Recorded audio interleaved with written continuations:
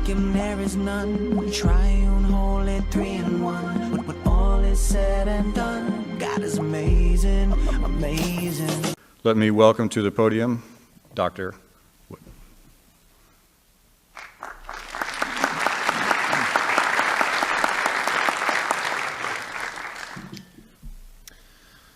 Well, good evening. I'd like to thank Reston Bible Church for hosting our debate tonight.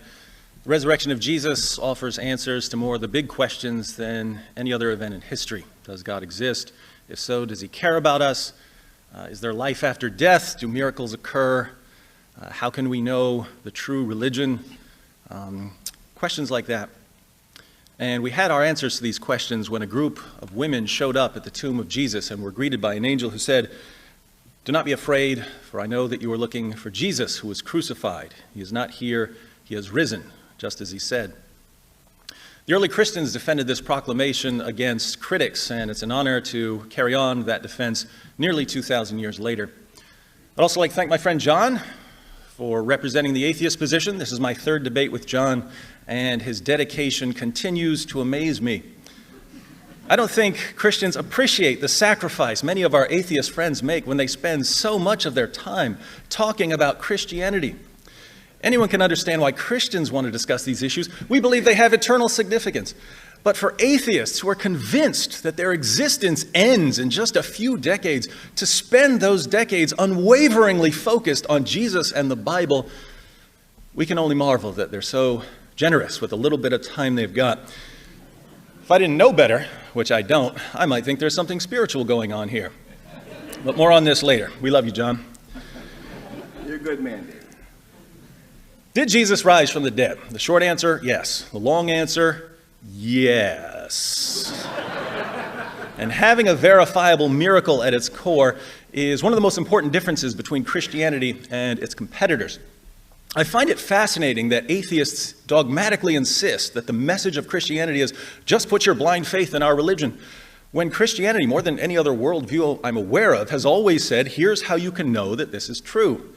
In the book of Acts, the Apostle Paul says to the people of Athens, tells them that God has set a day when he will judge the world with justice by the man he has appointed. He has given proof of this to everyone by raising him from the dead. So if Christians proclaim, here's the proof, why do atheists here just believe without any evidence whatsoever? It's as if hearing they do not hear and seeing they do not see. But for those with ears to hear, knowing that Jesus rose from the dead is actually much simpler than people realize. To know that Jesus rose from the dead, we only need to know two things. One, that he was dead, and two, that he was alive again later. If Jesus was dead and he was alive again later, I'd say that our atheist friends have a great big Son of God-shaped hole in their worldview. I doubt that John and I are going to have any disagreement on whether Jesus was dead, because we both studied the sources, and Jesus' death by crucifixion is one of the best established facts of ancient history. Now, the new generation of atheists who learn about Christianity primarily from websites or social media may be surprised to hear that there are historical facts about Jesus. They think of Jesus as a mythical figure, like Hercules, except that they're much angrier about Jesus for some reason. It's a tragedy of the internet age that positions that would be laughed out of the room at the scholarly level can become quite popular at the internet level by circulating among people who don't know much about a topic. At the scholarly level, Jesus mythers are thought of as along the same lines as Holocaust deniers, but at the internet level, it seems like every other atheist I run into says Jesus never existed. Really? Well, what books have you read on this? None, but I watched like 3 YouTube videos, so I'm obviously more knowledgeable than every respected scholar on the planet. Meanwhile, even some of the most critical historical Jesus scholars will acknowledge certain facts about Jesus. That he was baptized by John the Baptist, that he had disciples, that he was known as a miracle worker and an exorcist, that he believed he played a crucial role in the coming of the kingdom of God, and of course that he died by crucifixion. The scholarly consensus on Jesus' death arises from having a variety of ancient sources. There are Christian, Jewish, and Roman sources reporting Jesus' death, and knowing how crucifixion works. Today we tend to think of crucifixion as just nailing someone to a cross, but Roman crucifixion was a 3-step process.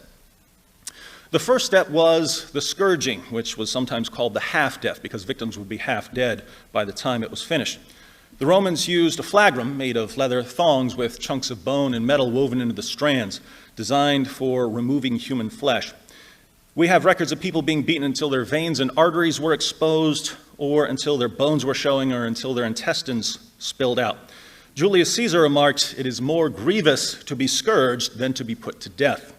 And that was just the beginning.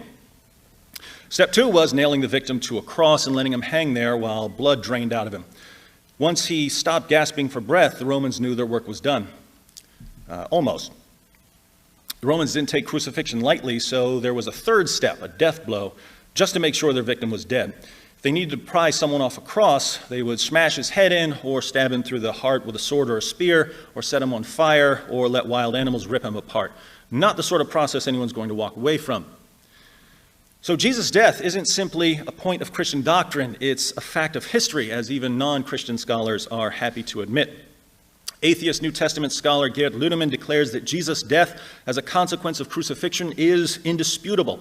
John Dominic Crossan of the infamous Jesus Seminar says that there is not the slightest doubt about the fact of Jesus' crucifixion under Pontius Pilate. Marcus Borg, another member of the Jesus Seminar, states that Jesus' execution is the most certain fact about the historical Jesus. Jewish scholar Pinchas Lapid concludes that Jesus' death by crucifixion is historically certain. According to Paula Fredrickson, a convert to Judaism, the single most solid fact about Jesus' life is his death. He was executed by the Roman prefect Pilate on or around Passover in the manner Rome reserved particularly for political insurrectionists, namely crucifixion. And as everyone's favorite scholarly critic of Christianity, Bart Ehrman, maintains, one of the most certain facts of history is that Jesus was crucified on orders of the Roman prefect of Judea, Pontius Pilate. The real question for us tonight, then, is whether Jesus was alive again. How would we know if Jesus was alive at some point following his execution by the Romans? Same way we know many other things from history. We need witnesses, and we need to know that we can trust these witnesses. Do we have witnesses of the risen Jesus? Yes, lots. Fortunately, they began preaching almost immediately, and we have summaries of some of their early sermons. They issued official creedal statements that could be easily memorized and passed on to others. They sent out representatives with authoritative traditions that would eventually be incorporated into the Gospels and other writings. We also have writings and quotations outside the New Testament from the next generation of Christian leaders, which included people like Clement of Rome and Polycarp, who knew one or more of the apostles and who continued preaching the message of the apostles, especially the resurrection of Jesus. But the most interesting source on the eyewitnesses of the risen Jesus is an early Christian creed recorded in 1 Corinthians 15, 3 through 7. 1 Corinthians was written around AD 55, and Paul says in the letter that he had already delivered the creed to the church in Corinth, which would have been several years earlier. But Paul received the creed long before that, either when he visited the apostles in Jerusalem or perhaps even at his conversion, and scholars date its formulation to within a few years of Jesus' crucifixion. James D.G. Dunn writes, "This tradition, we can be entirely confident, was formulated as tradition within months of Jesus' death." According to Michael Goulder, Paul received the tradition, that is, he was taught it at his conversion perhaps 2 years after Jesus' death. Ulrich Wilkins says that the creed indubitably goes back to the oldest phase of all in the history of primitive Christianity. Gerd Ludemann maintains that the elements in the tradition are to be dated to the first 2 years after the crucifixion of Jesus. Paul Barnett dates the creed to within 2 or 3 years of the first Easter. Richard Burridge and Graham Gould say it dates from only a few years after Jesus' death. Robert Funk in the Jesus Seminar put it within 2 or 3 years at most. Richard Hayes says it originates within about 3 years after Jesus was crucified in Jerusalem, and Alexander Wedderburn asserts that it goes back to the first half of the 30s. So there's widespread agreement among scholars that from across the theological spectrum that 1 Corinthians 15 contains very early material that goes right back to the original apostles of Jesus shortly after his death. Let's read the passage. Paul writes, "For I delivered to you, the Christians of Corinth, as of first importance," this is foundational information, "what I also received." Begin creed that Paul received, that Christ died for our sins according to the Scriptures, and that he was buried, and that he was raised on the 3rd day according to the Scriptures, and that he appeared to Cephas, that's Peter, then to the 12. After that, he appeared to more than 500 brethren at one time. Paul is writing this years later, so he adds parenthetically, most of whom remain until now, but some have fallen asleep. Then he appeared to James, then to all the apostles. The original would have ended with the appearance to all the apostles, but Jesus appeared to Paul later, so Paul adds, and last of all, as to one untimely born, he appeared to me also. Notice what we have here. We have Jesus' death for sins, his burial, his resurrection on the third day, and numerous appearances, and we have all of it as authoritative tradition within a few years, if not within months, of the crucifixion. As for the appearances, there are appearances to individuals, Peter, James, the brother of Jesus, and eventually Paul, to small groups, the 12 and all the apostles, and to a large group. He appeared to more than 500. The list also reports appearances to both friends and foes. Peter and the apostles were followers of Jesus during his 3-year ministry, but James and Paul weren't. James didn't believe that his brother was the Messiah when Jesus was preaching in Galilee and Judea, and Paul persecuted the church and tried to destroy it. Yet they're all listed as witnesses who saw Jesus alive again sometime after his death. This passage eliminates 2 skeptical responses to Jesus' resurrection, the legend hypothesis and the hallucination hypothesis. At the internet level, there are still people who claim that Christian belief in Jesus' resurrection arose through a process of legendary development over a period of many decades. But this is factually false. We know as a fact of history that the resurrection was the heart of Christian preaching from the beginning. You also may have heard people argue that Jesus' disciples simply hallucinated the resurrection appearances. But a hallucination, by definition, is something that occurs in the mind of the person experiencing it. If my friend Paul here takes a bunch of acid and a leprechaun appears to him, the rest of us aren't going to ask for his pot of gold because we're not going to see him. It's only in Paul's mind. The leprechaun doesn't exist outside of his mind. So we can't attribute the resurrection appearances to legend or hallucinations. Jesus appeared to multiple people on multiple occasions. Can we attribute them to deception? Were the disciples lying about the appearances? That's what I thought before I was a Christian. But there's a fatal flaw in the deception hypothesis. Liars make poor martyrs. Some human beings are willing to die for what they believe in. I've never met anyone who's willing to die for something he made up. In the book of Acts, chapter 4, Peter and John are arrested and threatened. In Acts 5, the apostles are put in jail and flogged. In Acts 12, James, the brother of John, is put to death by Herod, and Peter is again put in jail. The apostle Paul describes his life as a Christian in 2 Corinthians 11, 24 to 27. He writes, 5 times I received from the Jews 39 lashes. 3 times I was beaten with rods. Once I was stoned. 3 times I was shipwrecked. A night and a day I've spent in the deep. I've been on frequent journeys in dangers from rivers, dangers from robbers, dangers from my countrymen, dangers from the Gentiles, dangers in the city, dangers in the wilderness, dangers on the sea, dangers among false brethren. I have been in labor and hardship through many sleepless nights, and hunger and thirst, often without food, and cold and exposure. Become a Christian. It's a great life. The Jewish historian Josephus reports that James, the brother of Jesus, was stoned to death as a lawbreaker. Clement of Rome invites his readers to keep in mind the sufferings and martyrdoms of Peter and Paul. So the apostles didn't just preach that they had seen Jesus alive again. They were willing to endure prison, floggings, and death as they preached. And that means they really believed what they were saying. Here again, it's not just Christians who draw this conclusion. Even non-Christians maintain that the disciples sincerely believed that they had seen Jesus. Gerrit Ludemann, it may be taken as historically certain that Peter and the disciples had experiences after Jesus' death in which he appeared to them as the risen Christ. Bart Ehrman, we can say with complete certainty that some of his disciples at some later time insisted that he had soon appeared to them, convincing them that he had been raised from the dead. Bart Ehrman again, it is a historical fact that some of Jesus' followers came to believe that he had been raised from the dead soon after his crucifixion. Paula Fredrickson, I know in their own terms what they saw was the raised Jesus. I'm not saying that they really did see the raised Jesus. I wasn't there. I don't know what they saw, but I do know as a historian they must have seen something. Fredrickson says she doesn't know what they saw, but I do. I think it's obvious what they saw. The disciples saw the sort of thing that would convince individuals and groups, friends and foes, that they had all seen a man who had been dead, alive again, standing in front of them, telling them why he had to die and rise again. Unfortunately for our atheist friends, the only sort of thing that can do that is Jesus actually appearing to them, which means that Jesus rose from the dead. So there's only one conclusion to draw from the facts that even atheist and agnostic scholars grant as historically certain. And yet, atheist and agnostic scholars clearly don't believe Jesus rose from the dead. Why do they reject the resurrection when they're aware of the historical evidence?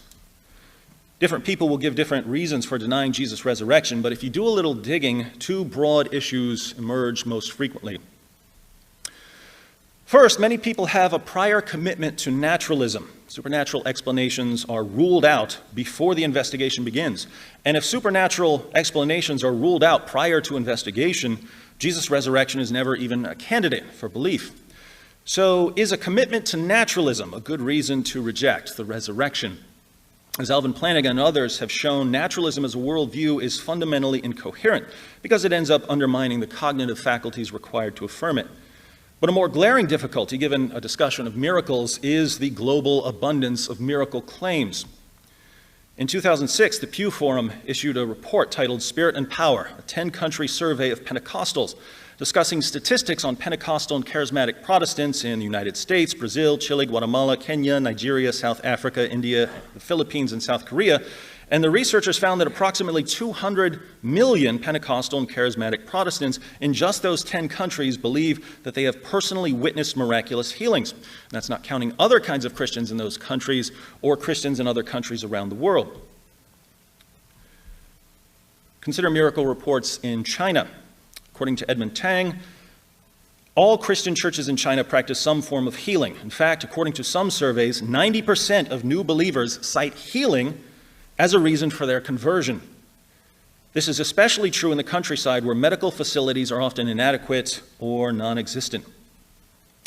After reviewing a number of miracle reports from around the world, Craig Keener concludes, it is no longer plausible to tout uniform human experience as a basis for denying miracles, as in the traditional modern argument. Hundreds of millions of claims would have to be satisfactorily explained in non-supernatural terms for this appeal to succeed.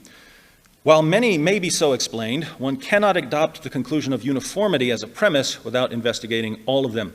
In other words, those who exclude supernatural explanations prior to investigation do so by faith, not because the evidence demands it. Second, it's perhaps even more common to reject the resurrection because of what the resurrection implies. If we believe that Jesus rose from the dead, we might think it's a good idea to listen to what he says. But Jesus said all kinds of things about sin and judgment and salvation, and if we don't want to take his teaching seriously, or if we don't want to become Christians, or if we despise anything that has anything to do with Christianity, we kind of need to get rid of that whole rising from the dead thing. Now, this has always seemed like an odd approach to me. Decide what we want to believe ahead of time and then reject evidence that doesn't line up with what we want to believe. And atheists normally condemn this approach. Suppose an atheist comes to you with some kind of evidence, let's say evidence for common descent, that all human beings share an ancestor with all other organisms. If your response is, well, I don't like what that would mean, I don't like what common descent implies, so I'm going to reject any evidence you give me for it, the atheist will accuse you of being anti-science and anti-evidence and irrational and bigoted and every other thing you can think of. But then if you turn to that same atheist and present historical facts about the resurrection of Jesus, you'll suddenly find that heaven and hell and the Salem witch trials and gay wedding cakes and all kinds of other topics are entering into his evaluation of whether Jesus was dead and whether he was alive again afterwards. Feelings become the ultimate trump card. But if atheists want to bring their feelings about Christianity into a discussion of historical facts about Jesus, keep in mind that this cuts both ways. I have all kinds of feelings about atheism. Now, there's other evidence that's relevant to this discussion, and I'm sure that much of it will come out in the course of this debate. But we already have enough to conclude that Jesus died by crucifixion, that he was alive again later, that friends and foes were so thoroughly convinced that Jesus had appeared to them that they were willing to endure torture and death for the privilege of proclaiming the Christian message. The question for us is, what happened? That's the question I had to struggle with 19 years ago. And I realized that apart from the resurrection, I couldn't come up with any explanation that fit the facts. By that time, I already knew that naturalism was a theory in crisis, and I didn't trust my feelings enough to deny evidence based on them. In the end, I concluded that Jesus of Nazareth rose from the dead, and that if I'm going to listen to anyone tell me about God, it's him.